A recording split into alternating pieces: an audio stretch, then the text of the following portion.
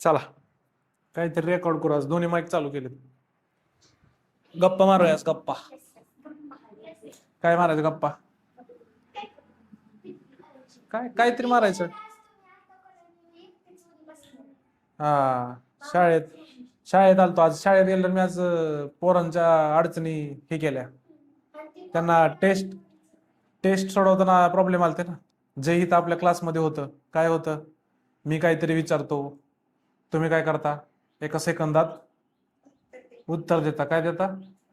उत्तर देता. आणि ते काय होतं, आज त्या पोरांना पण तेच सांगितलं आज शाळेत मी, की उत्तर एका सेकंदात द्यायची घाई केली की उत्तर काय होतं, चुकतं. काय गरजेचं आहे रे? थांबणं. काय गरजेचं आहे? त्यांना लय भारी उदाहरण दिलं मी एक, आपल्या गावच्या नदीचं. उतारावरून सायकल चालवत आलाय, सायकल चालवायला शिकला, आनंद आहे. गाडी चालवायला शिकला, वय झाल्यावर गाडी चालवायचं, आनंद आहे. पोहायला शिकला, आनंद आहे.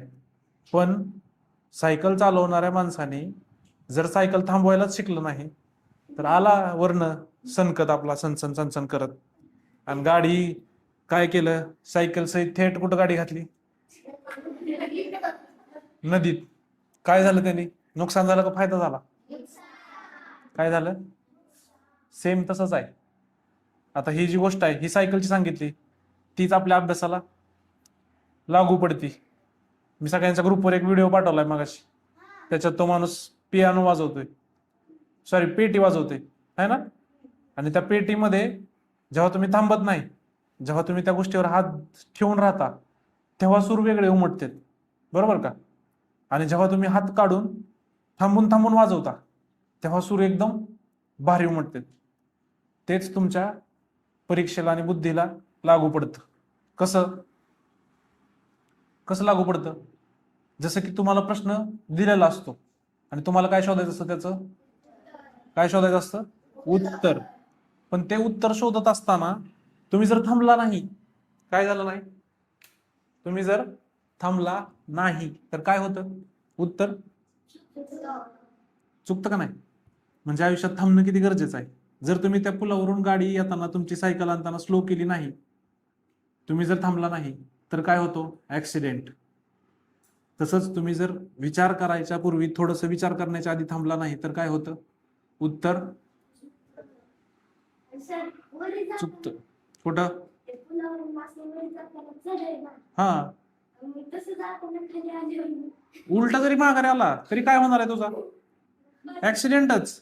थांबणं थांबणं तर तुला आहेच की. आता बऱ्याच गाड्या आपण घाट चढताना बघतोच की, घाट चढताना गाड्यावरती चढत नाहीत, पण त्या चढवायचा अति जास्त प्रयत्न केला तर गाड्या पूर्णपणे स्लिप होऊन काय होतात? खाली येतात. काय आलं का? म्हणजे प्रत्येकच वेळेस तुम्ही तुमच्या आयुष्यात सगळ्या परीक्षा पास होचाल असं नाही. कधीतरी तुम्ही नापास पण होणार आहे. म्हणजेच काय, अपयश पचवता आलं.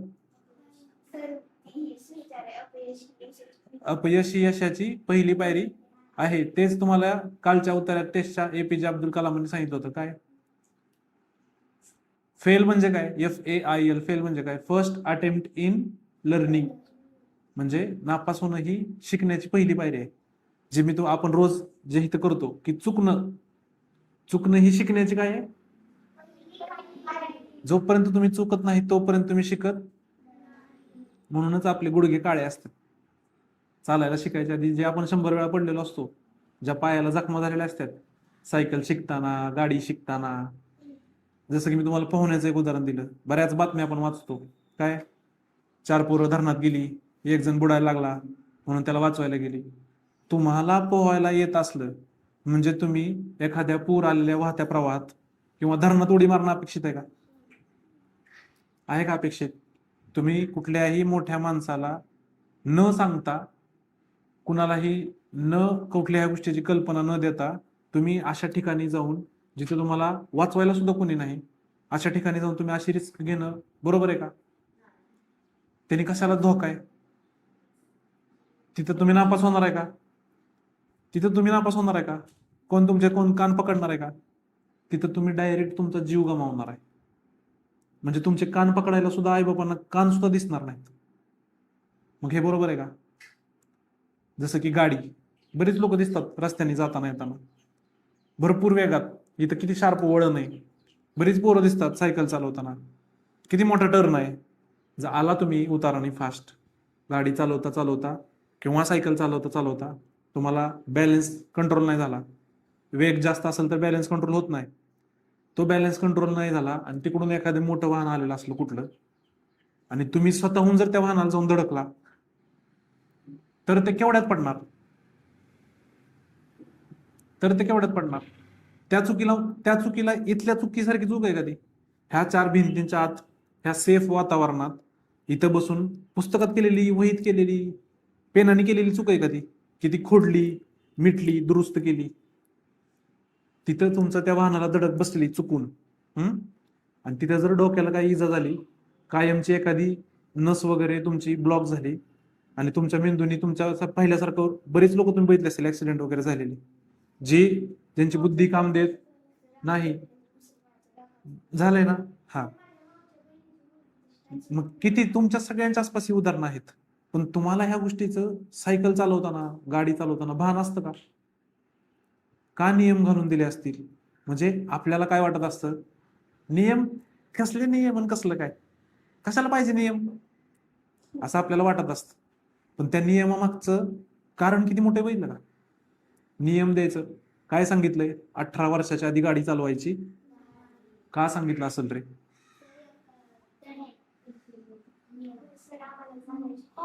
हा, नियम आहे का नाही परिसर अभ्यासामध्ये? मग हे तुम्हाला असंच शिकवलं जातं का रे? असंच शिकवलं जात नाही. म्हणून मी तुम्हाला काय सांगत असतो, अभ्यास करताना परीक्षेपुरता अभ्यास करायचा का? कधीच नाही. परीक्षा, आजची नवोदयची परीक्षा उद्या तुम्ही आयुष्यात देऊ शकता का? पण उद्या नवीन परीक्षा आहे ना तुमच्यासाठी. पण आजचं जे हे डोकं आहे, हे डोकं आज आहे ते उद्या येणार आहे का? ह्याला जर काही नुकसान झालं, ह्याला जर कुठं लागलं, कसली इजा झाली, तर ती भरून निघणार आहे का? त्याची भरपाई किती जरी पैसे ओतले, तुमच्या घरच्यांनी तुमचं जमीन जुमला काय असेल ते सगळं विकून तुम्हाला दुरुस्त करायचा प्रयत्न केला, पण त्या गोष्टीला जर इलाजच नसेल तर ती गोष्ट रिकव्हर होऊ शकते का? मग आपण त्या गोष्टीचं भान ठेवलं पाहिजे का नाही ठेवलं पाहिजे? आणि ते सांगून होतं का? असं झालंय का आजपर्यंत कोणाला की इथून चाललो होतो आणि पुढे पडायच्या आधीच मला कळालं, अरे आता तर मी पडणार आहे, थांबतो बरं का इथंच? सांगून होती का कुठली गोष्ट? कुठलीही गोष्ट सांगून होत. पण पण एक गोष्ट मात्र होती, काय? की तुम्ही केलेल्या गोष्टींचे परिणाम हे मात्र होत असतात. जसं की उदाहरणच घ्यायचं झालं तर आज सकाळी ह्यांच्या शाळेत मी सांगितलंय, स्वराजच कंटाळला असेल त्याला. मगाशी मी 5वीच्या इथं जिल्हा परिषद शाळेत पण गेलतो, त्या पोरांना पण मी ती गोष्ट सांगितली. आता मी काही प्रश्न विचारणार आहे त्याला, ही माईक मी आणलाय दुसरा, कारण की आज एक स्पेशल दिवस आहे. आज काय आलं का, आज काय करतोय आपण? गप्पा मारतोय. मी त्याला प्रश्न विचारणार आहे आणि तो मला उत्तर देणार आहे. त्याचा इंटरव्ह्यू घेऊ आता आपण सगळे मिळून. घेऊ की आता, मग परीक्षा पास झाला ना तो आता, म्हणजे आता इंटरव्ह्यू द्यावे लागतील की त्याला. असेच इंटरव्ह्यू तुम्हाला सगळ्यांना द्यावे लागणार, किंवा तुम्ही सगळ्यांनी तुमचे, भरपूर मोठ्या मोठ्या पत्रकारांनी तुमचे इंटरव्ह्यू घ्यावे, म्हणून ही शिक्षणवारी उभा केली. तुम्हाला नवोदयचा अभ्यास करायला सांगायला नाही शिक्षणवारी उभा केलेली. नवोदयचा अभ्यास फक्त निमित्त मात्र आहे. कळालं का? काय आहे? फक्त निमित्त आहे नवोदयचा अभ्यास. तुमचे इंटरव्ह्यू माझ्यासारख्या शिक्षकांनी किंवा माझ्यासारख्या तुमच्या मित्रांनी नाही घ्यायचे. मोठ्या मोठ्या पत्रकारांनी तुमचे येऊन इंटरव्ह्यू घ्यावे. एवढ्या मोठ्या पदावर जाण्यासाठी तुम्ही, ही शिक्षणावर उभा झाली. तुम्ही उद्या 6वी 7वी नंतर बाहेर पडणार आहे इथून. तुम्ही वेगळ्या वेगळ्या शाळांमध्ये जाणार. तुमचे सगळ्यांचे ध्येय, एम्स सगळं वेगळं वेगळं असणार आहे. असणार ना सगळ्यांचं सगळं? पण मी मात्र इथंच आहे, शिक्षणवारी इथंच आहे, आणि शिक्षणवारी ही तुम्हाला तेव्हा सुद्धा मदत करत राहणार. आलं का लक्षात? मग आता स्वराजला पण प्रश्न विचारूया, नेमकं काय, कसं काय. जर घाबरू नको, काय नाही, फक्त माईक पकड. मी आहे की प्रश्न विचारायला तुला? मी प्रश्न विचारायचे तू उत्तर द्यायची. आता एवढ्या स्कॉलरशिप मध्ये प्रश्न सोडून पास झालास, उभा राहा उभा राहा उभा राहा. त्याला फक्त बटन दाबू नको. काय झालं? कुठं काय झालं बघू? हा राहू दे, काय नाही होत त्याला. हा उभा राहा उभा राहा उभा राहा. काय मग कसं वाटतंय तुला? बरं वाटतंय. बरं वाटतंय? भारी भारी भारी वाटतंय ना? हा. भारी वाटतंय. पण हसायचं नाही रे, इंटरव्ह्यू चालू असताना असं असतात का? ऑनलाईनची पोरं तुम्हाला सुद्धा बघतात आज. रोज माझं तोंड बघून बघून बोर झाले असतील, आहे का नाही? ऑनलाईन आज पोरांची तोंड दिसायला लागलेत त्यांना. आणि हा इंटरव्ह्यू काय फक्त 5वीच्या पोरांना नाही, 4थीच्या आणि 7वीच्या पण टाकणार आहे. बरं चल जाऊ दे, तुला भारी वाटतंय ना? तुला भारी वाटतंय तर मला पण भारी वाटतंय. तुला भारी का वाटतंय? मी शिष्यवृत्ती धारक झाली म्हणून. शिष्यवृत्ती धारक धारक झालाय तू का फक्त शिष्यवृत्ती पास झालाय तू? धारक. मग इथं शिक्षणवारीत तुम्ही जेव्हापासून आलाय तेव्हापासून मी तुम्हाला एक गोष्ट सांगतोय. काय सांगतोय? पास व्हायचं म्हणजे नापास व्हायचं सगळ्यांनी, असं सांगतोय का? फक्त पास व्हायचं नाही. आपण जी गोष्ट करतोय ती गोष्ट आपल्याला 100% करायचा प्रयत्न करायचा. किती? 100. तुम्हाला किती मार्काची नवोदय आहे? 80 प्रश्न आहेत. 80 प्रश्न आहेत. मार्क किती आहेत? बरं 100 मार्क आहेत. तुम्ही काय प्रयत्न केला पाहिजे? 100 पैकी 100 मार्क पाडणं ही तुमची जबाबदारी आहे. काय आहे? जबाबदारी हा शब्द लय मोठा असतो बाळांनो, बरं का? सगळ्यांना वाटतं आता, जे मला अजिबात पटत नाही, काय की तुम्ही लहान आहे असं वाटतं सगळ्यांना. पण तुम्हाला जबाबदारीचा अर्थ कळतो ना रे? कळतो का? कळत नसेल तर मी सांगतो. तुमचे आई वडील तुमच्या प्रत्येक गरजेसाठी जी कुठली गोष्ट करतात त्या सगळ्या गोष्टीला काय म्हणतात माहिती का? जबाबदारी. का? कारण की ते तुमचे पालक आहेत. पालक आहेत ते तुमचे. तुमची त्यांच्यावर काय आहे? जबाबदारी आहे. जसं की तुमच्या शाळेत येऊन शिकवणारा शिक्षक. मी तुमच्या समोर बसलोय, मी तुम्हाला ह्या गोष्टी सांगतोय का? कारण की शिक्षक या नात्याने ती माझी काय आहे? जबाबदारी. तसंच तुम्ही परीक्षेला बसलाय, मग परीक्षेला बसलेल्या परीक्षार्थीची जबाबदारी काय पाहिजे? काय पाहिजे? आपण जास्त मार्क पाडू. माईक थोडा वर घे. काय? आपण जास्त मार्क पाडू. आपण जमेल तेवढी, होता होईल तेवढा प्रयत्न करून काय करणे? जास्त मार्क पाडणे. बरं मला एक सांग, मला हाही प्रश्न पडलाय की तुला भारी कधीपासून वाटतंय? तुला भारी कधीपासून वाटतंय? काल रात्रीपासून. काल रात्रीपासून. बघा बरं का आता कशी काय मज्जा आहे. तुला भारी कधीपासून वाटतंय? काल रात्रीपासून. पण तू 4थीला कधी होता रे? 1 वर्ष अगोदर. 1 वर्ष अगोदर. त्याला भारी कधीपासून वाटतंय? बघा बरं का आता सगळ्या गोष्टी बारकाईने. त्याला भारी काल रात्रीपासून वाटतंय. पण तो परीक्षेला कधीपासून होता? तुम्ही सगळे परीक्षेला कधीपासून होता? 1 वर्ष. तुम्हाला सांग, मागच्या 1 वर्षात काय काय झालं? माईक वर घे, सांग की, बिंदास सांग, काय टेन्शन नाही. झाला तू परीक्षा, शिष्यवृत्ती धारक झाला, जिंकलास. काय सांगायचं? काय पण सांग. तुला तुला काय वाटतं मागच्या 1 वर्षात काय काय झालं? तू क्लास केले, अभ्यास केला, तुला शाळेतल्या मॅडमने शिकवलं, तुला घरी मम्मीने अभ्यास घेतला, काय तुला जे वाटतंय ते सांग. शाळेत आम्हाला मॅडमनी शिकवलं. कोणत्या मॅडम शिकवलं तुला? शाळेत आम्हाला गरड मॅडमने शिकवलं. गरड मॅडम शिकवलं? माझी मम्मीच होती का तुला? मज्जा आहे की मग. म्हणजे माझ्या मम्मीचा स्टुडंट आहे मी, पण मला नव्हती भेटली शिष्यवृत्ती. असतं रे, मला नव्हती भेटली. त्याच्यात पण लय भारी मज्जा आहे, तुम्हाला सांगतो मी नंतर. हा, अजून काय? अजून मी खेळत खेळत अभ्यास केला. म्हणजे तुला अभ्यासाची मज्जा आली का? हा, अजून घरी मम्मीनं गणित देत होती सोडवायला, ते मी सोडू सोडू माझे पक्के झालते. सोडून पक्की झाली तुझी गणित. माईक थोडं वर घे. हा, आणि त्याचा काय फायदा झाला तुला? मी शिष्यवृत्ती झाली.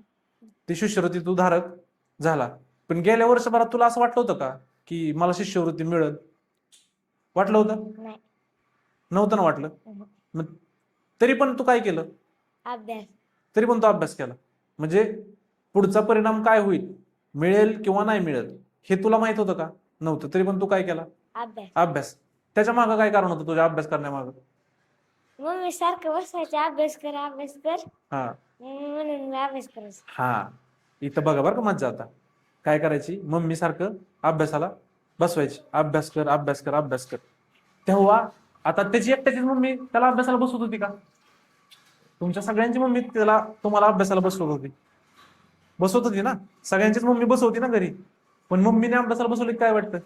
काय डोक्याला किटकिट हिची काय माहित वाटतं ना? 5 मिनिटासाठी का होईना वाटतं. हा, काय नुसतं जीव खाती माझा. एकतर शाळा करा, शाळेतली पुस्तकं वागवा, त्याचा अभ्यास करा, परत घरी आले की अजून तिचा अभ्यास कर अभ्यास कर अभ्यास कर. काय आहे का नाही आम्हाला जीव असं वाटतं का नाही 5 मिनिटासाठी?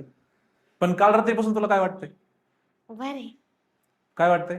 मध्ये. भारी. मग आता तुला कसं वाटतंय त्या गोष्टीचा जेव्हा तू विचार करतो की तुझी मम्मी तुला म्हणायची रोज, ए चल बरं बस अभ्यास कर, चल बरं बस अभ्यास कर, आता तुला तो विचार करून काय वाटतंय?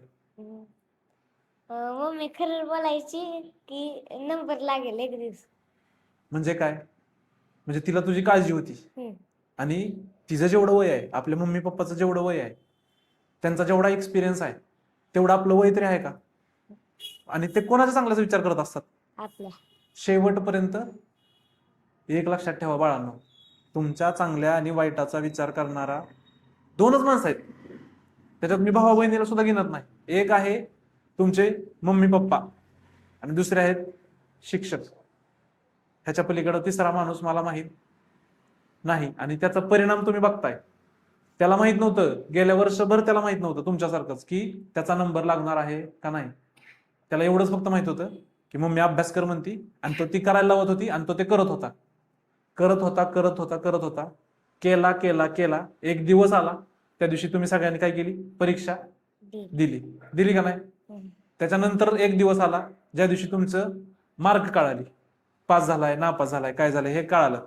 आणि त्याच्यानंतर एक दिवस आला अजून महिनाभराने, तेव्हा काय कळालं? शिष्यवृत्ती धारक तुम्ही आहे का नाही. आणि तेव्हा त्याला कळालं की त्यांनी गेलेल्या वर्षभर जे केलं त्याचं फळ म्हणजे काय असतं. बरोबर ना? मग आता कालपासून सगळे लोक तुला कसे वागवतात? कालपासून सगळेजण तुला कसे वागवतात? सर्वजण भारी वाग. काय म्हणतात सगळे? जवळ घेऊ घेऊ, लय हुशार आहे पोरगं म्हणतात का? हा, शेजारचे पाजारचे लोक, वा किती भारी झालं, नंबर आला, सगळ्यांनी अंजारलं गोंजारलं असेल तुला. हा, आता शाळेत गेला असशील, शाळेमध्ये सगळ्यांनी तुला कॉंग्रॅच्युलेशन केलं असेल. हा, फक्त तुलाच केलं का रे? फक्त तुलाच केलं का कॉंग्रॅच्युलेशन, का तुझ्या मम्मीला पण केलं? मलाच केलं. तुझ्या मम्मीला सुद्धा केलं. एक लक्षात ठेव, तुझं यश फक्त तुझ्या यश नाही, तुझ्या मम्मी पप्पाचं सुद्धा यश आहे. असतं का नाही? कारण की त्याच्या मागे सगळ्यात मोठा हातभार कोणाचा होता? हे तुला कशाला सांगतील सगळे लोक येऊन की तुझ्या मम्मीचं आम्ही कॉंग्रॅच्युलेशन केलं? ते तुझ्या मम्मीलाच माहितीये त्यांना कोणी कोणी कॉंग्रॅच्युलेशन केलं. मी स्वतः पर्सनली तुझ्या मम्मीला काल रात्री कॉंग्रॅच्युलेशन केलं. तुला न करता तुझ्या मम्मीला केलं, कारण की तुझ्या एवढेच कष्ट तिचे. ती रोज सकाळी उठली, तिने रोज तुझ्यासाठी स्वयंपाक बनवला, खायला बनवलं, तिने स्वतःची सगळी कामं उरकून तुझ्या अभ्यासाला वेळ दिला, अभ्यास करायला लावला, करून घेतला, प्रॅक्टिस घेतली, तिची सगळी कामं करून. बरं का, तशी तुमच्या सगळ्यांची मम्मी, काही फरक पडत नाही ती किती शिकलेली आहे, ती किती शिकली ह्याचा फरक पडत नाही. पण तिला एवढं मात्र कळतं की माझ्या पोराचं चांगलं झालं पाहिजे. ते होण्यासाठी काय करावं लागतो? अभ्यास. ह्याच्या पलीकडे तिला काही माहित नाही. मग ती बाकीच्या सगळ्या गोष्टींमध्ये अडाणी आहे, पण ह्या गोष्टींमध्ये ती सगळ्यांपेक्षा जास्त हुशार आहे. तुमच्या चांगल्या आणि वाईटाचं तिला लय चांगलं कळत असतं. मग आता तुला तुला तुला काय वाटतं आता, जे आपण भाववाचक नाम म्हणलो होतो है ना, तुला काय भावना आहे आता की तू आता पास झाला म्हणल्यावर तुला काय वाटतं आता पुढे काय करायला पाहिजे? पुढे असाच अभ्यास करायला पाहिजे. ही मज्जा आहे. एकदा का तुम्हाला यशाची चटक लागली, आता मी तुमच्या समोर त्याला प्रश्न विचारतोय, आपण त्याच्या मनात काय चाललंय हे जाणून घेतोय. कारण की आता आपला नंबर लागलेला नाही म्हणून आपण रडत बसणार आहे का? आत्ताच काय शिकलो आपण? फेल म्हणजे काय? First attempt in learning. आपण तर फेल बी झालेलो नाही, आपण पास झालोय. आपण फक्त शिष्यवृत्ती झालेलो नाही. म्हणजे आपण लढायचं कशासाठी? मेरिट मध्ये येण्यासाठी. त्याच्यामध्ये पास तर तुम्ही झोपी जरी पेपर सोडवला तरी होऊन जाता. बघा ना, विचार करा ना तुम्ही, 300 पैकी कितीला पास आहे? 120. ज्या पोरांनी 280 मार्क पाडायचे म्हणून अभ्यास केलेला असतो तो पोरगा नापास होईल? शक्य तरी वाटते का तुम्हाला ती गोष्ट? पण ज्या पोराला फक्त पासच व्हायचं असतं, त्याला वाटत असतं की मला 150-180 मार्क पडावे, तो पास व्हायचे चान्सेस कमी आहेत. त्याला वाटत नव्हतं ना, त्याला वाटत होतं का की मला फक्त 230च मार्क पडावी? वाटत होतं का? नाही. त्याने अभ्यास 260-270च्या हिशोबाने केला, त्याच्यात 30-40 मार्काचा कमी होऊन सुद्धा 232 मार्क त्याला पडले. आणि ते 232 पडले म्हणून तो काय झाला? शिष्यवृत्ती धारक झालेला आहे. आता तुला किती पैसे मिळणार? मला नाही माहित, तरी पण 3,500 रुपये वर्षाला मिळतील कदाचित, किंवा 5,000 रुपये मिळतील. 5,000 आपण हिशोबासाठी 5,000 रुपये पकडू. वार्षिक 5,000 रुपये जर आपण पकडले तर पुढच्या कधीपर्यंत मिळणार? 12वी पर्यंत. बरोबर. आता इथून पुढचे तुमचे किती वर्ष राहिलेत म्हणजे तुला 5वी साठी सुद्धा मिळणार. बरोबर. 5वी, 6वी, 7वी, 8वी, 9वी, 10वी, 11वी, 12वी किती झाले? 8. 8 पंच. कुठला चौथीतला मुलगा 40,000 रुपये कमवून आणू शकतो मला हे सांगा. बरोबर. बरोबर बोलतोय का मी सर आहे याचा अर्थ मी चुकणार नाही असं नाही. माझ्या चुकीला तुम्ही थांबवायचं. मी जे चुकीचं बोलतोय तिथे तुम्ही प्रश्न उठवायचा की सर तुम्ही चुकीचं बोलताय. मला एक सांगा गोष्ट की कुठला मुलगा चौथीत असणारा 40,000 रुपये कमवून आणतो? कुठला मुलगा 40,000 रुपये स्वतःचा खर्च उचलतो 10वी 12वी पर्यंतचा शिक्षणाचा? वह्या, पुस्तकं, गणवेश, लागणारं सगळं स्टेशनरीचं साहित्य. 40,000 रुपये बस होतील का नाही 12वी पर्यंत ह्या सगळ्या गोष्टींना? मग कुठला मुलगा उचलतो हा खर्च? तुमच्यापैकी कोणी आहे का जो 40,000 रुपये कमवून आणून देऊ शकतो? स्वराज आहे. का आहे? का आहे? कारण की तो काय झालाय? शिष्यवृत्ती धारक. आणि त्याच्यासाठी त्यांनी काय केलाय? म्हणजे तुम्ही कुठलीही गोष्ट कुठूनही चालू करा, फिरून ती गोष्ट कुठे येणार आहे? तिथंच. कुठे येणार आहे? त्या अभ्यासावरच येणार आहे. आणि त्याला आता त्याची चटक लागली. त्याला जे काय लोकांनी त्याच्यासोबत बिहेव केलंय काल रात्रीपासून त्याच्यावरून त्याला एवढं मात्र कळालंय. काय स्वराज बरोबर आहे का? त्याला एवढं मात्र कळालंय की ही जर गोष्ट आपण अशीच कंटिन्यू ठेवली तर आपल्याला सगळे असं उचलून धरतात. कशात पण कुठं पण गेलं तर तुम्हाला सुद्धा ही गोष्ट जाणवणार बाळांना. म्हणूनच हा सगळा अट्टास केलाय. आपल्या शेजारी पाजारी आजूला बाजूला आपल्या मित्रांमध्ये कोणाला तरी शिष्यवृत्ती धारक झालेला असतो कोणतरी. त्यालाच सगळेजण काय करत असतात? म्हणत असतात हीच पोरग लय हुशार आहे, हीच पोरग लय हुशार आहे. ह्याचा अर्थ तुमच्यापैकी कोणालाही डोकं नाही असं होत नाही. तो तुमचा सगळ्यांचा मित्रच आहे ना? त्यांनी काय केलं? त्यांनी फक्त व्यवस्थित सगळ्या गोष्टी केल्या. तुम्ही त्या गोष्टी करू शकता का नाही? करू शकता. माझ्या नजरेत त्याच्यात आणि तुमच्यात काही फरक नाही. फरक फक्त 2 मार्काचा आहे.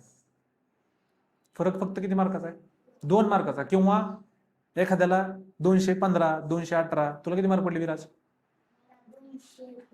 200 आणि त्याला 232. 210 आणि 22 232 म्हणजे किती प्रश्न रे? 11 प्रश्न. किती प्रश्न? 11 प्रश्न. आणि ते 11 प्रश्न तुम्ही परीक्षेतून बाहेर आल्या आल्या तुम्हाला 5 मिनिटात सुटतात. किती? 5. पण परीक्षेत गडबडीमुळं, प्रेशरमुळं आणि टेन्शनमुळं ते चुकलेलं. मला स्वरासोबत मला कॉम्पिटिशन करावी वाटते आता. का? मला 264 मार्क होती चौथी स्कॉलरशिपला. किती? 264. पण आमच्या वेळेस स्कॉलरशिप एवढंही होतं की 266 मेरिट लागलं होतं. किती? 266. पण त्याचा अर्थ असा नाही होत की स्वराजपेक्षा मी उजवा झालो, मला मार्क जास्त होते म्हणून. कॉम्पिटिशन असते. शिष्यवृत्ती धारक असतो. त्याची शिष्यवृत्ती तो शिष्यवृत्ती धारक झाला याचा अर्थ त्याने तो कट ऑफ काय केला? पार केला. त्याची परीक्षा कदाचित अवघड असेल म्हणून मेरिट खाली आला असेल. पण सांगायचा मुद्दा काय?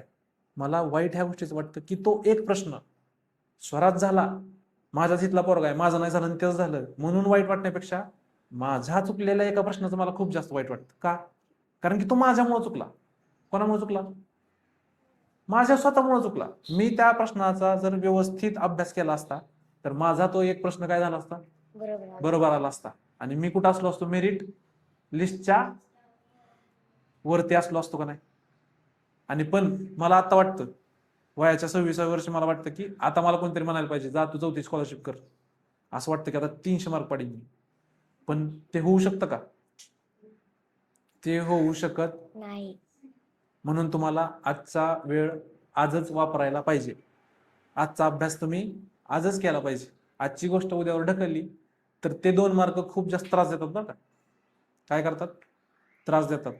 त्याचा सुद्धा बघा तुम्ही 230 ला मेरिट लागलंय, 232 मार्क आहेत त्याला. त्या एका प्रश्नाने त्याचा नंबर आलाय. त्याच ठिकाणी जर स्वराचा एक प्रश्न चुकला असता अजून तर 230 पडून सुद्धा काय झालं असतं? शिष्यवृत्तीला पण हुकला असतो. हुकला असता का नाही तो सुद्धा? जसा विराज 10 प्रश्नांनी हुकला तसा तो सुद्धा एक प्रश्न कमी पडला असता, एका प्रश्नाने हुकला असता. त्याने नुकसान किती रुपयात झालं असतं? एक प्रश्न इज इक्वल टू 40,000. हा तर हिशोब खूप छोटा आहे. जेव्हा तुम्ही मोठे होणार, एमपीसी सारख्या मोठ्या मोठ्या पदाच्या परीक्षा देणार, तेव्हा एक प्रश्न इज इक्वल टू महिन्याचे 1,00,000 आहे. पगारच तेवढा आहे. पगारच तेवढा आहे ना, पगार तेवढा. मग कशी काय मज्जा?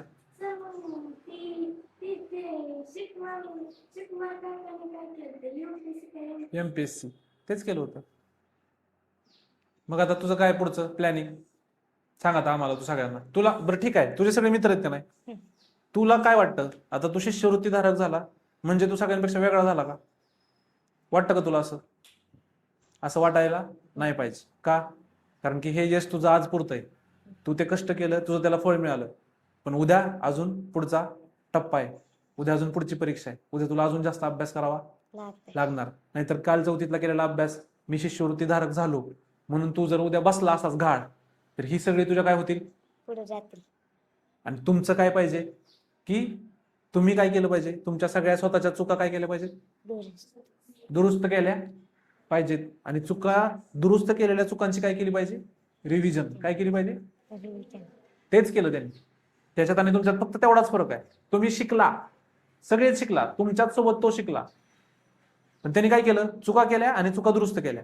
तुम्ही काय केलं, चुका केल्या, कदाचित त्या दुरुस्त करायच्या राहिल्या, किंवा दुरुस्त केल्यानंतर घरी जाऊन जसं त्या मम्मीने त्याला बसवलं तसं तुमच्या मम्मीने बसवून सुद्धा तुम्ही बसला नाही. आणि त्याचा इम्पॅक्ट काय आहे, आज आज तो सगळ्यांपेक्षा वेगळा दिसतोय. आहे का तो वेगळा सगळ्यांपेक्षा? नाही, पण दिसतोय ना, दिसतोय ना. पण ह्यांनी वाईट वाटून घ्यायचं नाही. मग तू काय सल्ला देणार त्या सगळ्यांना? सगळ्यांनी चुका करून दुरुस्त करायला पाहिजे. सगळ्यांनी काय करायला पाहिजे, चुका करून दुरुस्त. अजून सगळ्यांनी प्रयत्न केला पाहिजे, अभ्यास ही महत्वाचं आहे. काय केला पाहिजे, प्रयत्न. जसं मग अशी विश्वजित म्हणत होता, विश्वजित काय, हा मग मला हे म्हणायचंय की पण पण तू आता शिष्यवृत्ती धारक झालाय, तुझी जबाबदारी आता वाढली, बरोबर का? कारण की आता सगळेजण तुझ्याकडे काय बघणार, तू हुशार आहे ह्या नजरेने बघणार. मग तुझी जबाबदारी काय आहे, ज्या ज्या लोकांना अडचणी येतात, जे जे लोक तुझ्यापर्यंत अडचण घेऊन येतात, त्यांचा प्रॉब्लेम सॉल्व्ह करणं ही काय आहे तुझी जबाबदारी. कशाच्या बाबतीत, अभ्यासाच्या बाबतीत. त्यांना व्यवस्थितपणे समजावून सांगणं ही तुझी काय आहे जबाबदारी. त्यांना हाडतूड कधीही करायचं, त्यांना सांगणार नाही असं कधीही म्हणायचं नाही. तुझ्या जबाबदारीशी तू काय राहायचं, प्रामाणिक. का? कारण की परिस्थिती कधी पण बदलू शकते. उद्या तुझा नाही नवोदयमध्ये बसणार, पण ह्यांच्यापैकी कुणाच तर बसला आणि त्यांनी तुला तसं वागवलं तर चालेल का? नाही ना चालणार. म्हणजे काय, किती जरी झालं तरी शेवट काय असतो, हीच आमची प्रार्थना आणि हेच आमचं मागणं, माणसाने माणसाशी माणसासम हे कधीही विसरायचं नाही.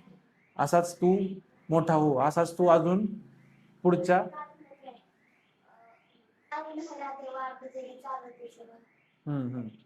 पण एक लक्षात आलं का आता, असाच तू पुढची सुद्धा नवोदय पास व्हायला पाहिजे. 7वी स्कॉलरशिप, तुझ्या परीक्षा आयुष्यात जेवढ्या येतील तेवढ्या सगळ्या परीक्षांमध्ये तू आणि तुम्ही सगळे कुणाशीही इतरांशी कॉम्पिटिशन न करता, आपल्याला आता ठीक आहे, आपल्या मम्मी पप्पा थोडेफार कमी शिकलेले असतात, किंवा शिकलेले जरी असले तरी त्यांना वाटत असतं की माझ्या पोराला शेजारच्या पोरांपेक्षा कमी मार्क पडले, बरोबर ना.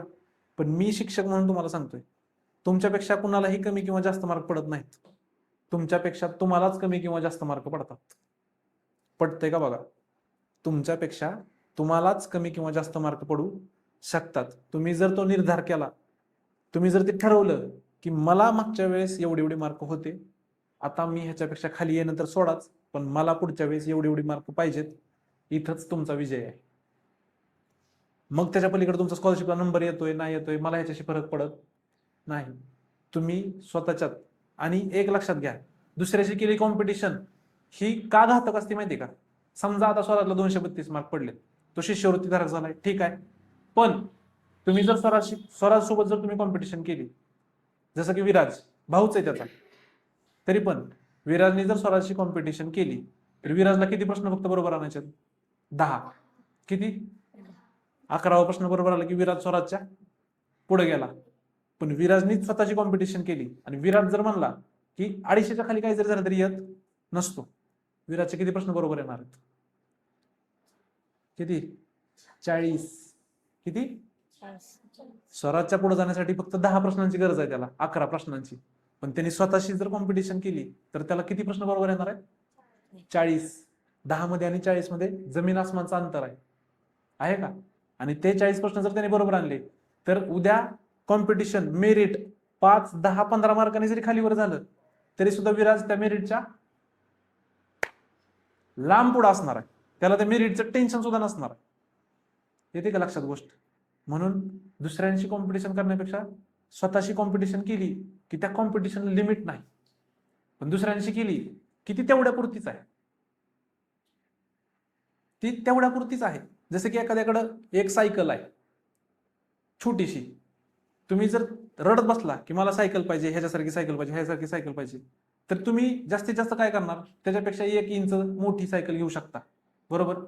पण तीच जर कॉम्पिटिशन तुम्ही तिथं त्याच्याशी न करता की मला सायकल नाही, मला एक मोठी 4 चाकी गाडी पाहिजे, स्वतःशीच जर केली तर तुम्ही सायकलचा नाद सोडाच. तुम्ही कशात फिरणार आहे? 4 चाकी गाडीमध्ये. मग सायकलमध्ये आणि गाडीमध्ये कंपॅरिझन आहे का? आहे का? कॉम्पिटिशन होऊ शकतं का सायकल आणि 4 चाकी गाडीमध्ये? हा फरक आहे. म्हणून कॉम्पिटिशन कोणाशी पाहिजे? आपल्याशी. कोणाशी पाहिजे? आपल्याशी. आपल्या स्वतःसोबत. मागच्या वेळेस पडलेल्या मार्कांमध्ये, आपल्याच मार्कांमध्ये आपल्याला काय पाहिजे? प्रत्येक वेळेस टेस्टच्या सुद्धा मार्कांमध्ये प्रत्येक वेळेस आपल्याला काय पाहिजे? बदल पाहिजे. आणि तो कसा असायला पाहिजे? ग्राफ आपला चढता पाहिजे. कसा? चढता. अप्स अँड डाऊन्स येत राहतात तरी पण एका डाऊन नंतर 2 अप पाहिजे, एका डाऊन नंतर 2 अप पाहिजे. म्हणजे आपण एक एक स्टेप तरी काय होतोय? वर जातोय. त्याच्यासाठी स्वराजचं आपण आता काय करायचंय? सगळ्यांनी एवढं कष्ट त्यांनी केलंय, तुम्ही सगळ्यांनी पण केलंय. तुमच्या सगळ्यांचं आणि स्वराजचं काल स्कॉलरशिपची सायकल कंप्लीट झाली. आता आपण पुढच्या सायकलमध्ये सरकलोय. आता कालचा विषय काल सुटला, कालचा विषय काल सुटला. आता स्कॉलरशिपला नंबर नाही आला, पास नाही झालो म्हणून रडत बसायची वेळ आहे का? आता नवोदयला कसा आणायचा आणि त्याच्यासाठी काय करावं लागेल? ह्याच्याकडे एकदम स्पीडने पळावं लागेल. आता सुटलं ते सुटलं, जे झालं नाही ते आपलं नव्हतं. पण जे आपल्याला पाहिजे ते मिळवण्यासाठी मात्र आपण काय करायला पाहिजे? प्रयत्न करायला पाहिजे. सगळ्यात आधी शिक्षण वारीतर्फे आणि आपल्या सगळ्यांतर्फे त्याचं काय करू आपण? कॉंग्रॅच्युलेशन्स करू. त्याला सगळ्यांनी मिळून शुभेच्छा देऊ. आणि माझ्यातर्फे त्याला, त्याच्या घरच्यांना, तुम्हाला, तुमच्या घरच्यांना, सगळ्यांना पुढच्या वाटचालीसाठी कायमच शुभेच्छा असणार आहे. आणि मी स्वतः तुमच्यासाठी इथं असणार आहे. त्याच्यामुळे कधीच घाबरायचं नाही. कधी जरी टेन्शन आलं, कधी जरी वाटलं सर मला असं असं वाटतंय, यायचं, बोलायचं, मन रिकामं करायचं आणि पुढच्या मार्गाला लागायचं. लक्षात ठेवा, एक मार्ग बंद झाला तर पुढचे 4 उघडे होत असतात. कधीच कुठलाही डिसिजन चुकीचा घ्यायचा नाही. घरच्यांच्या विरोधात जाऊन काही करायचं नाही. अशा प्रकारे आपण त्याला काय करू? आपल्या स्टाईलमध्ये जे काय आपण शिकलेलो असतो शाळेत, त्या स्टाईलमध्ये त्याला काय करू? आपण आधी शुभेच्छा देऊया. हा, चला 1, 2, 3 स्टार्ट. कॉंग्रॅच्युलेशन्स. आणि तेवढ्याने नाही होत. मी खुश आहे तुझा नंबर लागला म्हणून, पण मी खुश कधी होणार? ज्या दिवशी तू इथं कोणतरी मोठा माणूस होऊन येशील त्या दिवशी मी खुश होणार. किंवा त्या दिवशी पण नाही खुश होणार ज्या दिवशी तू एक चांगला माणूस होशील आणि जेव्हा मला म्हणशील, तुझ्या मागं माणसं म्हणतील की काय पण म्हणा सर, स्वराजने पैसे नाही कमवले, काय नाही कमवलं, पण स्वराजने माणसं कमवली. किंवा स्वराजचा स्वभाव खूप छान आहे, स्वराज सगळ्यांशी मिळून मिसळून राहतो. तशी ही सगळी पोरं सुद्धा सगळ्यांशी मिळून मिसळून राहतात. ते सुद्धा एक यश असतं बरं का. नाहीतर कुठंतरी दारू पिऊन पडलाय, हा, किंवा कुणाला तरी भांडणच करतोय, मारझोडच करतोय, ह्याला कोणीही चांगलं म्हणत, ती गोष्ट कटाक्षाने पाळली पाहिजे. आपण 4 पैसे नाही कमवू शकलो तरी सुद्धा आपण कोणालाही त्रास होईल असं वागलं नाही पाहिजे. तो आता बराच वेळ उभा आहे. तुझं सगळ्यांच्या तर्फे आमच्या अभिनंदन. आणि माझं तुमच्या सगळ्यांना, तुम्ही दिलेल्या परीक्षेसाठी, तुम्ही केलेल्या कष्टासाठी माझ्याकडून तुमच्या सगळ्यांना अभिनंदन. कारण की त्याच्या कष्टामध्ये आणि तुमच्या कष्टामध्ये फक्त रिझल्टचं अंतर आहे. कशाचं? रिझल्टचं. कष्टामध्ये कुणाचंही अंतर नाही. कष्ट हे सगळ्यांचे काय असतात? सेमच असतात. येते का लक्षात? 1 लाख रुपये कमवणारा माणूस आणि 1,000-10,000 रुपये कमवणारा शेतकरी ह्या दोघांच्या कष्टामध्ये 0% अंतर आहे. किती? 0%. दोघं पण राबत असतात, बरोबर. त्याच्यामुळे त्यांच्या पैशात जरी अंतर असलं तरी त्यांच्या कष्टामध्ये अंतर नाही. बस खाली.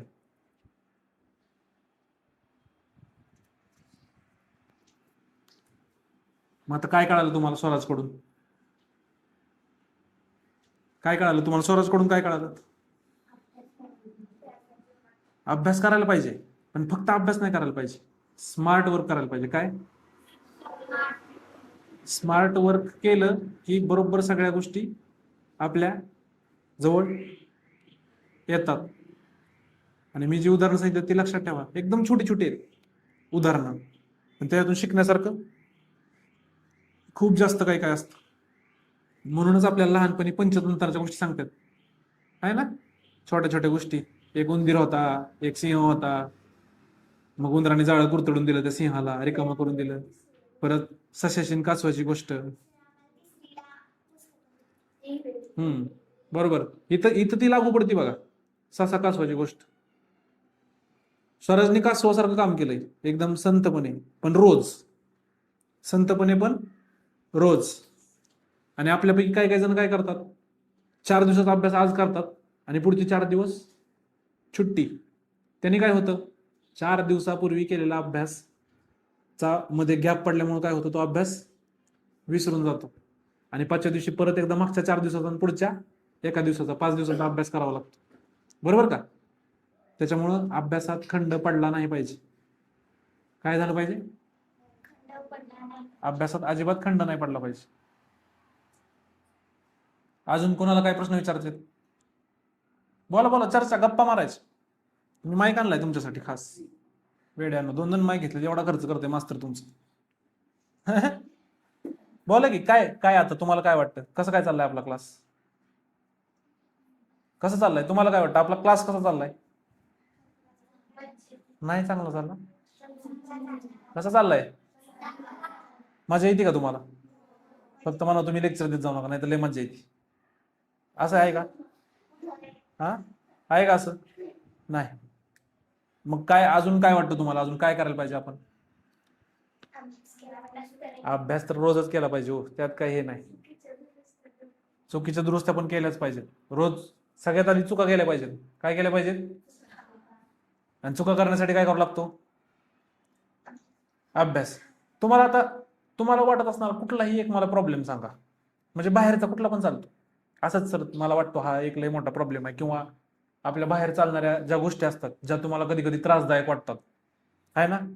त्या त्रासदायक वाटणाऱ्या गोष्टींपैकी तुम्हाला एखादी गोष्ट अशी वाटत असेल, ती मला सांगा. मी तुम्हाला त्याच्या मागचं कारण आणि त्याच्या मागचं सोल्युशन सांगतो. असाच एक माणूस डेव्हलप होतो, असाच एक माणूस चांगला तयार होतो. कोणती?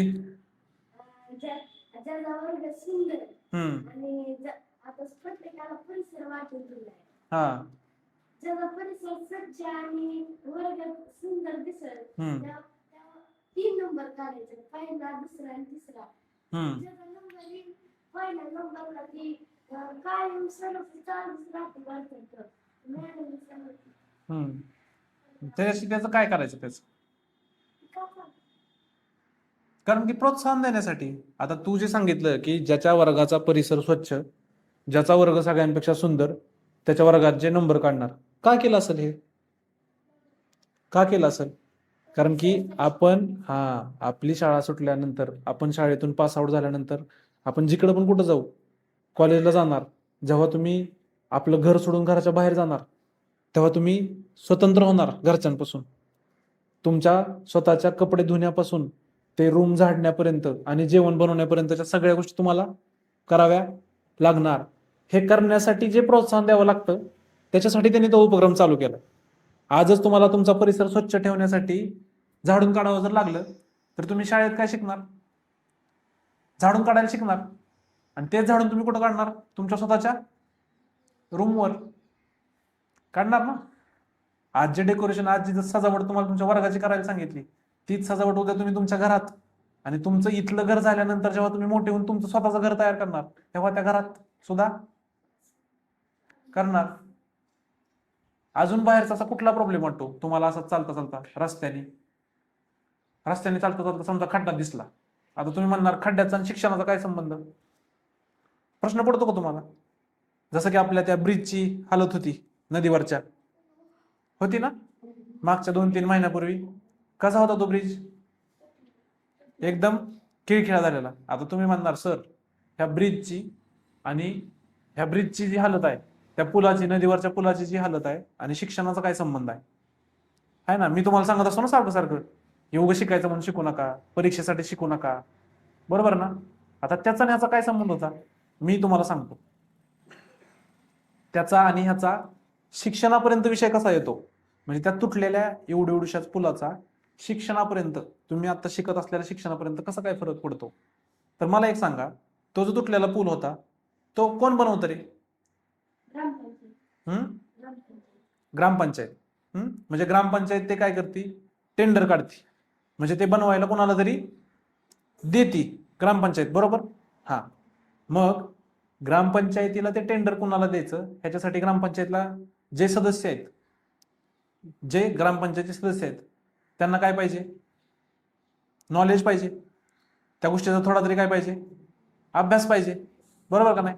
अभ्यास शब्द आला पहिल्यांदा.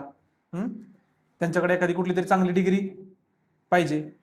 आपल्यातल्या बऱ्यापैकी नेत्यांकडे चांगली डिग्री नाही, देशातल्या असू द्या किंवा महाराष्ट्रातल्या असू द्या किंवा कुठल्या पण असू द्या. तो एक विषय झाला. त्याच्यानंतर तो ते काम कोणाला देणार? तुम्हाला मला तर देणार नाही. कधी देणार? चला बरं शाळेतल्या पोरांना जाऊन हे काम देऊ, पूल बांधायचं. कोणाला देणार? एकदा पहिल्यांदा आर्किटेक्चरला द्यावं लागेल. कोणाला द्यावं लागेल पहिल्यांदा? आर्किटेक्चरला. आर्किटेक्चर म्हणजे कोण? वास्तुविशारद. म्हणजे कोण? जो घराचं, मोठमोठ्या कंपन्यांचं किंवा जे पण कुठलं नाही, इंजिनियर नाही, आर्किटेक्चर. आर्किटेक्चर म्हणजे जो प्लॅनिंग करतो, तयार काय करतो? कॉम्प्युटरवरती प्लॅन तयार करतो की कुठं काय बनवलं पाहिजे, कसं बनवलं पाहिजे, ते कसं दिसणार, त्याच्यावरती किती लोड सहन केला जाणार, ह्या सगळ्या गोष्टींचं प्लॅनिंग करणारा त्याला कोण म्हणतात? आर्किटेक्चर. आणि त्या आर्किटेक्चरने बनवलेलं डिझाईन कोण बनवून देतो? इंजिनियर. कुठला इंजिनियर असतो तो? Civil engineer. कुठला असतो? Civil engineer. सिव्हिल इंजिनियर फक्त बनवायचं काम करतो, त्याची देखरेख असती. हा, आर्किटेक्चरनी बनवलेल्या प्लॅननुसार ही गोष्ट तयार होत आहे का हे बघणं त्याचं काम आहे. पण त्याच्यात अजून एक इंजिनियर असतो. कुठला? Structural engineer. तो काय करतो? त्या पूर्ण पुलामध्ये कुठल्या कुठल्या प्रकारचं किती मटेरियल वापरावं लागेल, त्या मटेरियलला किती खर्च येईल, आणि ते सगळं खर्च कन्सिडर करून ते पूल बनवायला एकूणात किती खर्च येईल, हे सगळं कोण देतं? स्ट्रक्चरल वाला, बरोबर का नाही? त्याच्यानंतर काय होतं? त्या पुलाचं ऑडिट. काय होतं? ऑडिट. म्हणजे ह्या सगळ्यांनी केलेलं काम बरोबर आहे का नाही हे तपासण्यासाठी बी काय पाहिजे? काय पाहिजे? का त्यांनी बनवलेला पूल तुम्ही मी जाऊन तपासू शकतो? काय करायचं? जाऊन त्याच्यावर चालून बघायचं, पूल वाव आलाय, छान पूल आहे असं म्हणायचं का? आणि उद्या ट्रक गेली की अर्धी ट्रक इकडं नदीत आणि अर्धी ट्रक तिकडं नदीच्या पलीकडं, असं झालं तर चालेल का? मग ह्या सगळ्या गोष्टींसाठी कोण लागतो? ऑडिटर. त्याला ह्या सगळ्या गोष्टींचं काय पाहिजे? नॉलेज. नॉलेज मिळवण्यासाठी काय करावं लागतं? कुठं आलो? हा, मी सांगितलेलं उदाहरण. आता तुम्ही सांगा मला एक उदाहरण. मिरवणुकीमध्ये डीजे वाजवणे. साधं उदाहरण. कुणाच्या मिरवणुकीत वाजवला जातो, कसा वाजवला जातो, काय वाजवला जातो, हा आपला प्रश्न नाही. पण वाजवला जातो रात्री 12 वाजता आकाशात. रोज रात्री 12 वाजता आपल्याला कळतं, वा वा वा, आज कोणतरी जन्म घेतलाय, है ना, आज कोणाच तरी प्रकट दिन आहे. का? कारण की नवीन फॅन्टसी निघाली. बर्थडेच्या दिवशी रात्री 12 वाजता काय करायचे? फटाके वाजवायचे. हा तुम्हाला काय वाटतं? हा प्रॉब्लेम आहे का चांगली गोष्ट आहे? काय आहे? मोठ्याने सांगा, काय आहे? प्रॉब्लेम आहे हा. मग ह्या प्रॉब्लेमचा आणि अभ्यासाचा काय संबंध? साधा प्रश्न. ह्या प्रॉब्लेमचा आणि अभ्यासाचा काय संबंध? सगळ्यात पहिला संबंध काय? जो कोण वाजवतोय, डीजे असू द्या मोठ्या आवाजात किंवा फटाके असू द्या, त्याला सगळ्यात पहिलं हे माहित पाहिजे की हे एवढ्या स्केलला एवढ्या मोठ्या आवाजात वाजवलं तर काय होतं, ते काय होतं हा प्रश्न जेव्हा त्या डोक्याला पडणार तेव्हा त्याला काय करावं लागणार? अभ्यास. अभ्यास कुठं आहे? पुस्तकात. तुम्हाला 4थी 3री पासून 5वी पासून शिकवतात काय, कुत्र्याला किती हर्ट्स पर्यंतचा आवाज ऐकू येतो, माणसाला किती हर्ट्स पर्यंतचा आवाज ऐकू येतो, बरोबर ना? शिकवलं जातं. तुम्हाला आता नाही, 5वी 6वीला असेल किंवा 7वी 8वीला असेल. माणूस 20 ते 20,000 हर्ट्स पर्यंतचा आवाज ऐकू शकतो, त्याच्यापेक्षा बारका आणि त्याच्यापेक्षा मोठा.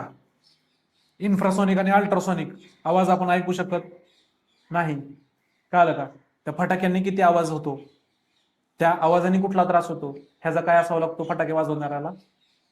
अभ्यास असावा लागतो. त्यांनी काय होतं, फटाके वाजवल्याने काय होतं? प्रदूषण. काय होतं? प्रदूषण वाढल्याने काय होतं? Global warming. ग्लोबल वॉर्मिंग वाढल्याने काय होतं? आपल्याच बऱ्यापैकी आजी आजोबांसारख्या म्हाताऱ्या कोताऱ्या लोकांचा किंवा लहान लहान बाळांचा उष्माघातून काय होतो? जीव जातो ना. उन्हाळ्यात खबर येतात ना, उष्माघाताचा 3रा बळी, उष्माघाताचा 4था बळी. कानाचे पडदे फाटतात, हॉस्पिटल असतात. आता गावात जर आपल्या कोणी रात्री 12 वाजता फटाके वाजत असेल तर आपल्या गावात कोण लहान बाळ नाही का रे? असेल का नाही? असतील का नाही लहान बाळ? त्यांना आपल्या एवढे कान आहेत का? आपल्या एवढी क्षमता असेल का त्यांची? किती त्रास होत असेल? किती त्रास होत असेल? आजूबाजूच्या हे निशाण सांगितलं रिझल्ट काय? आजूबाजूच्या हॉस्पिटलमध्ये पेशंटला होत असेल का नाही त्रास?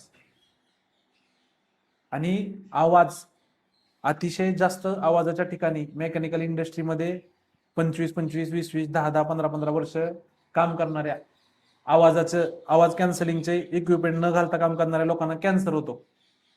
माहिती तुम्हाला ही गोष्ट? अतिशय जास्त आवाजात, अतिशय जास्त गोंगाटात जर राहिला तुम्ही तर काय होतो? कॅन्सर. मग तुम्ही वाजवलेल्या फटाक्यांनी लोकांना कॅन्सर होत असेल, तुम्हाला तर होणारच आहे. तुम्ही फटाके खालीच उभा आहे ना, तुम्हीच पेटवलाय, तुमचाच आवाज येणार आहे कानावर सगळ्यात पहिला. तर मग हे सगळं समजण्यासाठी काय लागतो?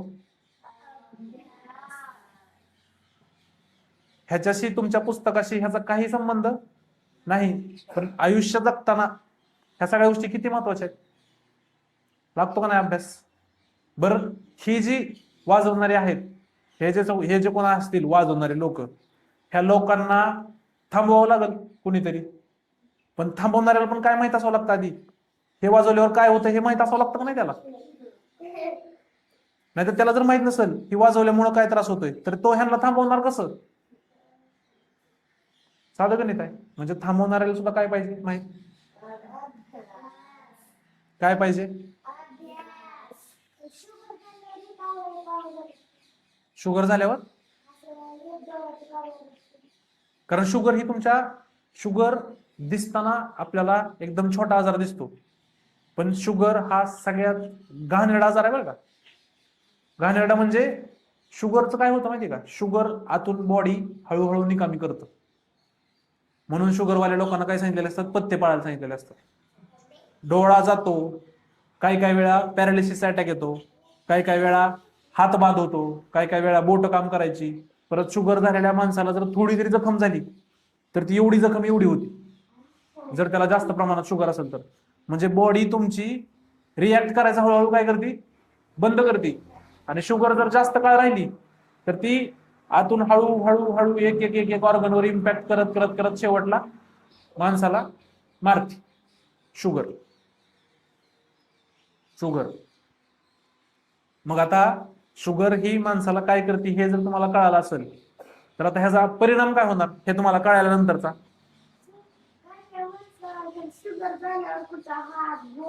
कट करावा लागतो, डायरेक्ट कट करावा लागतो. का? कारण की त्याची झालेली जखम, त्या जखमेमध्ये अँटीसेप्टिक सगळं सेप्टिक तयार होतं, म्हणजे पू वगैरे तयार होतो आणि ते पूर्ण शरीरात पसरतं. म्हणून तो पार्टच कट करावा लागतो. समजा इथं जखम झाली ती मला आणि ती एवढी झाली ती सळायला लागली म्हणून इथून हात. मग आता जर तुम्हाला आज शुगरचा इम्पॅक्ट कळाला असेल तर हे तुम्ही जे शिकला आता शुगरचं काय होतं ह्यानी. हा हा हा माझ्या काकूच्या भावाचं फाडले. मग मी काय सांगतोय तुम्हाला आता बघा, आता तुम्हाला हळूहळू ह्या गोष्टीचं कळालं ना. मी इकडे बघा आता, शेवटची 5 मिनिटं काय मी तुम्हाला ह्या गोष्टींचा काय सांगितलं, ह्या गोष्टी झाल्यावर काय होतं मी हे तुम्हाला काय केलं आज सांगितलं.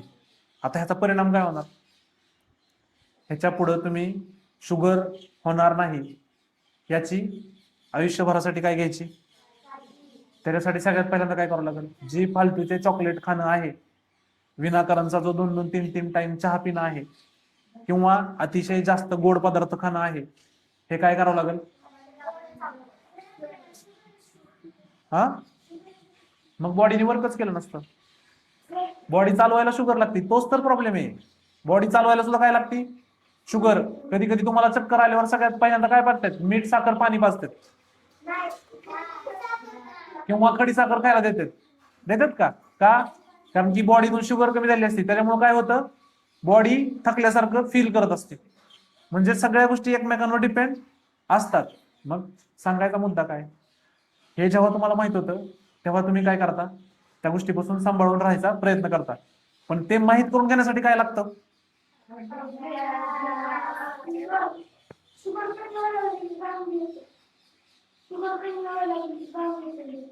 शुगर कमी व्हायला लागल्यावर नाही, बीपी, ब्लड प्रेशर, त्या ब्लड प्रेशरची मज्जा नंतर कधीतरी. तुम्हाला एकच गोष्ट सांगतो जात जाता, माणसाला जर हे केलं ना, कुणी जर हे केलं, असं मारलं चाकू बिकू, पिक्चर मध्ये जसं बघतो तसं, ज्या चिळकांड्या उडतात ना रक्ताच्या, ते ब्लड प्रेशर असतं. म्हणजे प्रेशरनी आपल्या बॉडीमध्ये प्रेशरनी ब्लड वाहत असतं धमन्यांमधून वगैरे. हे जे दिसतंय ना आपल्याला असं शांत, ते शांत नसतं. बॉडी कंटिन्यू रक्त काय करत असते, सगळीकडे प्रोव्हाइड करत असते, आणि ते काम प्रेशरने चाललेलं असतं. म्हणून आपण कुठंही असं, हा ती नाडी असते, ते सगळं जाऊ द्या. पण तुम्हाला ऐका आता, एक गोष्ट कळाली का तुम्हाला, की अभ्यासाने काय होतं, सगळंच जे काय होतं ते सगळं. म्हणून काय पाहिजे, कान आणि डोळे उघडे पाहिजे. कळालं का, तुमची सेफ्टी, तुमची स्वतःची सेफ्टी, खास करून मुलींसाठी तुमची स्वतःची सेफ्टी करण्यासाठी सुद्धा काय लागतं बाळांनो, अभ्यास. नाहीतर उचललंय तोंड, गेलोय असंच बाहेर, कुठल्या एरियात आहे हे माहित नाही, मोबाईलला रेंज आहे का नाही हे माहित नाही. म्हणून नाही, हसू नका. तुम्ही एक गोष्ट ऑब्झर्व केली का, ज्या गोष्टी आपल्या पप्पांना ज्या गोष्टी आपल्या पप्पांना तोंडपाठ असतात, जसं की कुठला रस्ता कुठं जातो, कुठल्या मार्गे कसं जायचं, किती वेळ लागतो तिथे पोहोचायला, कुठल्या गावात रेंज असती, कुठल्या गावात रेंज नसती, ह्या गोष्टी बऱ्यापैकी तुम्ही बघा, ऑब्झर्व करा. मम्मीला माहित का, कारण की त्या गोष्टीवर फोकसच केलेला नसतो. मम्मीला वाटत असतं माझं काम काय आहे, मागं बसणे आणि त्यांच्यासोबत जाणे, घेऊन जातात बरोबर. पण जेव्हा तुम्ही बाहेर शिकायला जाता तेव्हा तुम्हाला हे कुणीही नेणार आहे, पप्पा नसतात, मम्मी नसती, भाऊ नसतो, बहीण नसती. तुम्हाला नेणार असतो रिक्षा ड्रायव्हर किंवा कॅबचा ड्रायव्हर किंवा एसटी किंवा कोणतरी. तुमचं कॉलेज कधी कधी आउटसाईड असू शकतं, तुमचा नंबर कुठेतरी बाहेर येऊ शकतो. म्हणजे काय, कान आणि डोळे उघडे ठेवायचे. कुठून चाललोय आपण, कसं चाललो, कुठला मार्ग कुठे जातो, कुठल्या शहराचं काय नाव आहे, कुठं कुठं कधी कधी नेटवर्क नसतं, काय नसतं. ह्या सगळ्या गोष्टींवर ऑब्झर्वेशन जर ठेवलं तरी सुद्धा आपण काय राहू शकतो, सेफ.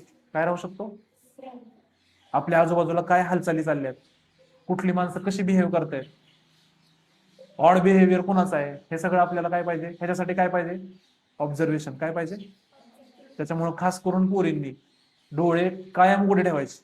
काय ठेवायचे, कायम उघडे. उघडे म्हणजे फक्त असं उघडे असं बघत असं असं उघडे म्हणजे काय, उघडे म्हणजे डोळ्यांनी त्या गोष्टी कॅप्चर करता यायला पाहिजेत. हालचाली, कोणाची काय हालचाल चालली, कोण ऑड वाटतंय का, कोणाचं ऑड बिहेवियर आहे का, कोण विनाकारण आपल्याकडं निरखून बघतंय का, किंवा काय चाललंय, ह्या सगळ्या गोष्टींकडे काय पाहिजे, आपलं लक्ष पाहिजे. कळालं, म्हणजेच जाता जाता काय, 100 बात की एक बात, की कुठल्याही गोष्टीचा अंत हा काय असतो? समानार्थी शब्द नाही विचारला. कुठल्याही गोष्टीचा अंत किंवा कुठल्याही गोष्टीचा इलाज काय आहे? शिक्षण. काय आहे? म्हणूनच आपल्या क्लासचं नाव काय आहे? ही फक्त तुमच्या स्कॉलरशिपच्या नवोदयच्या परीक्षेसाठी तयार झालेली आणि ही तुमच्या आयुष्यभर सोबत राहणार. त्याच्यामुळं अजिबात घाबरायचं. थांबायचं का मग आता? बस का चर्चा? का राहता माझ्याकडं आज? ए बाबा, कोण खाऊ घाला एवढं? एवढं कोण खाऊ घालणार तुम्हाला? तुम्ही 4 भाकरी खाल्लो. अशा अशा अशा प्रकारे आपलं आजचं डिस्कशन. आज तू तशीच दिसणार आहे सगळ्यांना. ज्या प्रकारे तू आता करते त्याच प्रकारे तू दिसणार आहे सगळ्यांना. चालतंय, मग आपण आपलं काय करू डिस्कशन आजचं थांबवू. शिक्षणवारीमध्ये आल्याबद्दल सगळ्यांचं धन्यवाद.